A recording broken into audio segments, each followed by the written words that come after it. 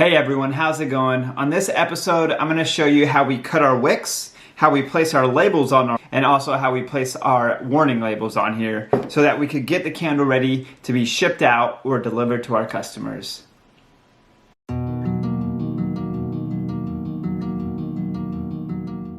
Alright guys, so what we got to do now is cut our wicks. As you can see, they are still on our candle and the cotter pin is holding it in place. So they've been curing now for about 3 days, which is perfect because the longer it cures, the better that the hot throw is going to be and the better that the candle is going to come together. So what I'm going to do is I'm going to grab a pair of just any type of scissors and I'm going to cut to about 1/4 inch here. There we go. There we go. Get rid of this guy. One down. This guy. I took the cotter pin off this a little bit early because it was already held in place and solidified. I just took it off a little bit early. So here we go with this one. 1, 2. Perfect. It's looking good. It's looking good. Last but not least. Perfect. Alright, so now that we got all of our wicks cut and ready to go. Alright guys, so now that we got our wicks trimmed, I'm going to show you how we place our warning labels on the bottom of our candles. So we grab our candle, flip it upside down. Make sure to just clean off the bottom a little just because it's been sitting and it might accumulate a little bit of dust, so we're good there. I got our warning labels here. Now I get our labels, our warning labels. We custom design them ourselves and I buy them from Online Labels. And they also allow you to customize your warning label. They have a program built within the website called Maestro.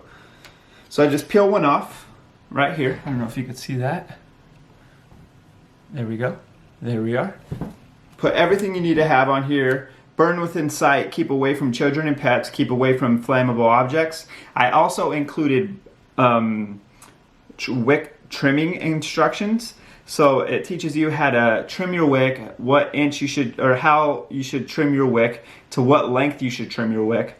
And I also included a little scripture from the Bible here at the bottom. So what we do is I like to just place it on top, right here, just like that.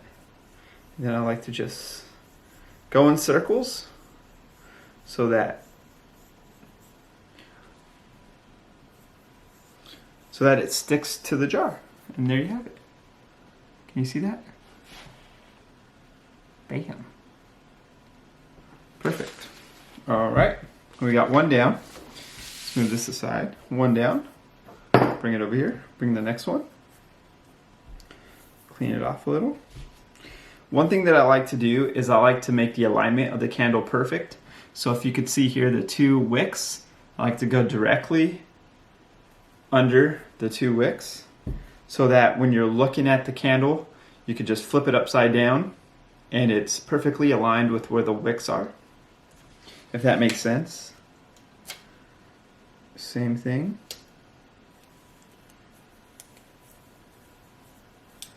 Perfect. So we got our 2 wicks. If I were to look at it, the label is going to be right in the center here. And if I flip it upside down, the warning label is directly in alignment with the entire candle. So it's able to like flow, you know? So you'll have the label here and then you'll look at the bottom and you'll have the warning label and it won't be upside down or crooked or sideways. You can read it all with one flip. So that one's done. Let's get this one. Make sure that we have our 2 wicks here. The label's going to be here. And if I flip it upside down, warning label will be there so that we can read it all with just one flip of the wrist. Right on there. Perfect. Now we got all of our warning labels on our candles ready to go.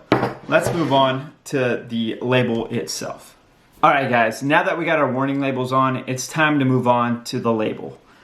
This label right here, our citrus and champagne. Can you see that? So we also get these from Online Labels. They're very inexpensive. They also allow us to create these in their design Studio, which is called Maestro. So how we're gonna do this is we're gonna peel it off here.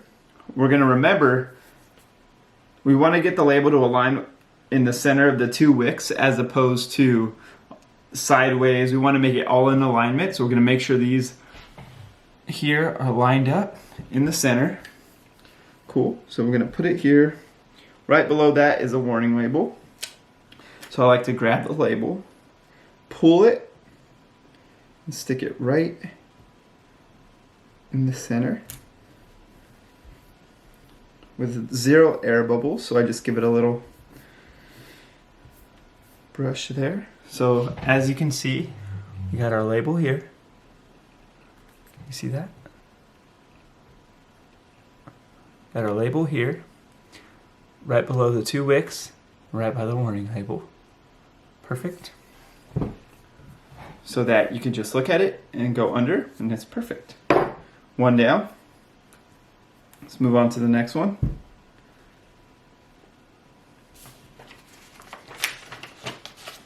Same type of deal. Pull it. Make sure that it's aligned with the wicks. Right there. Give it a little, make sure there's no air bubbles in here.